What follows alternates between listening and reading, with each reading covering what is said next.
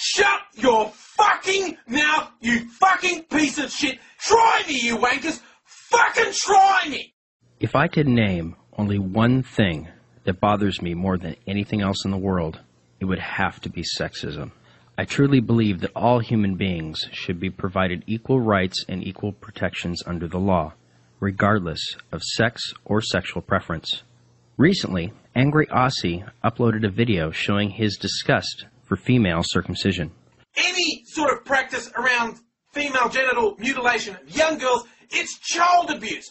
I thought this was particularly interesting because he uploaded a video several months back where he had a woman speaking poorly of men who had not been circumcised. And if your partner has only previously been used to unhygienic, uncircumcised men, it will be hard for her to get used to a cock with, for her, normal odours and flavours. In the meantime, grate some Parmesan cheese and wrap some free-range deli ham around your dick. I added a comment explaining that the foreskin of the male penis is in fact the most sensitive part and was demonstrated in a study published in the British Journal of Urology in 2007 called Fine Touch Pressure Thresholds in the Adult Penis. He removed my comment and blocked me. Any fucking wanker who wants to jump in and go, oh, male circumcision is just as bad. Shut your fucking mouth, you fucking piece of shit. Anyone who tries to hijack comment threads with that shit, block, delete in a fucking heartbeat. Try me, you wankers. Fucking try me. AngryAussie has every right to say whatever he wants and to block and remove comments if he wants to. But I also have the right to make a video reply, whether he chooses to accept it or not. And when I see this kind of extreme sexism, I cannot stand by and let it go unchallenged. If AngryAussie knew he was right in his position, he wouldn't have resorted to removing comments and blocking people. Block, delete in a fucking heartbeat. Try me, you wankers. Fucking try me. So let's get right down to the issue. Why do some people assume female circumcision is evil and male circumcision is good? I'm going to go through a list of the most common arguments and refute them. But let me start with what the actual reason is, and we can play semantics later. At the heart of it, it's simply pure sexism, with an appeal to tradition and an appeal to popularity to back up this sexist stance. Sexists often think of men as tough and not in need of protection, and women as delicate and in need of special protection. So let's go over the most common arguments. When men are circumcised, they aren't losing anything important. This could not be more incorrect. The foreskin of the penis has the most densely packed concentration of nerve endings on the entire penis. Virtually all of the fine touch nerve receptors are located on the foreskin, and so without it, the man can no longer sense fine touch genitally. That's an entire sensation removed for life. That would be like removing your ability to taste sweet or your ability to see blue. It can also be compared to the way female circumcision can remove an entire sensation, only allowing the woman to get sexual pleasure through vaginal penetration. If a man has been circumcised, he cannot experience the sensation of foreskin stimulation, just as a type 1 clitorectomized woman cannot sense clitoral stimulation. Both now require penetration or other means of strong pressure sensation.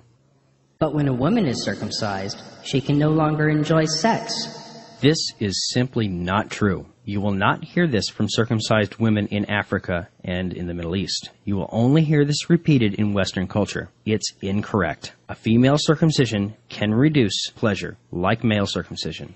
And it can remove important sensations, like male circumcision, but it does not completely remove the ability to enjoy sex in most cases, just like male circumcision. But female circumcision is designed to reduce pleasure, and male circumcision isn't. This claim always amuses me, because it speaks to the lack of historical understanding. Male circumcision was first medicalized and popularized in Western culture as a means to stop masturbation, because they knew it reduced pleasure. Even as late as 1969, male circumcision was still promoted in the medical community as a cure for masturbation. As soon as it was better understood that masturbation was not harmful, that argument disappeared. But the practice, which started to try and curb masturbation, didn't go away.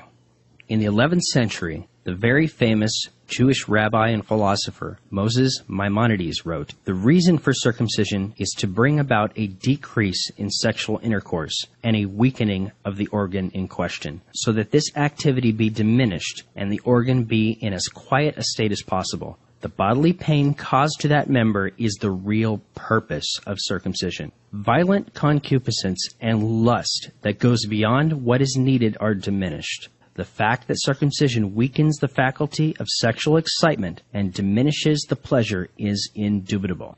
But with female circumcision, they sew the vagina shut.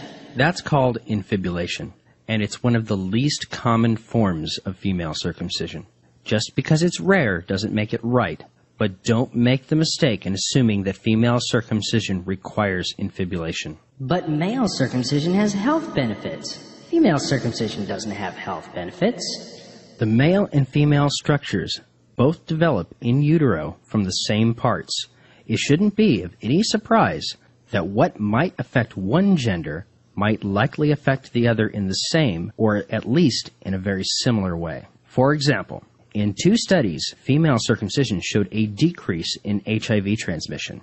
If it's true that male circumcision can reduce HIV transmission by removing many of the Langerhans cells, it shouldn't be of any surprise that removing the inner labia, outer labia, and clitoral hood might have the same result, as these areas of the female genitals are densely laden with Langerhans cells as well. Or we could just use a condom. I find it interesting that the parts of the genitals that feel the best also seem to be the most susceptible to HIV infection, at least according to some studies. So how much pleasure is it okay to remove to reduce HIV infection? The answer is none. Unless we're talking about adults giving informed consent to remove parts of their own genitals, children don't have the voice to make that kind of decision. But if boys aren't circumcised, they'll get stuff under there. You would think this argument would only be made by male virgins who've never seen a vagina in real life before. The female vagina has many more folds of skin and produces much more moisture. If the folds of the vagina are not washed regularly, a fluid called sebum can collect with the shedding of dead skin cells. This produces a cheesy substance with a fishy smell. Should we hack off the outer labia, inner labia, and clitoral hood to keep these areas dried out so this doesn't happen as easily? Or should her parents instruct her to clean that area while bathing? It's much harder to clean a vagina than it is to clean an intact penis with a foreskin. But the penis looks better when it's circumcised. That's a matter of opinion, and it's almost exclusively held by those who live in circumcised cultures. Many female porn stars get labiaplasty, and some even get their clitoral hood removed. This is their right as adults. But it would be illegal to perform a labiaplasty or a hoodectomy on a newborn baby girl. That kind of cosmetic surgery has to be left to the owner of those parts. These are not birth defects that require intervention. Every girl is born with a labia and a clitoris. Additionally, every boy is born with a foreskin. Any fucking wanker who wants to jump in and go, "Oh, male circumcision is just as bad." Shut your fucking mouth, you fucking piece of shit. Anyone who tries to hijack comment threads with that shit, block, delete in a fucking heartbeat. Try me, you wankers. Fucking try me. I would suggest that you stop making assumptions and do your research before stating opinions, especially while screaming them at the top of your lungs in a sexist fit of rage. Thank you for your time.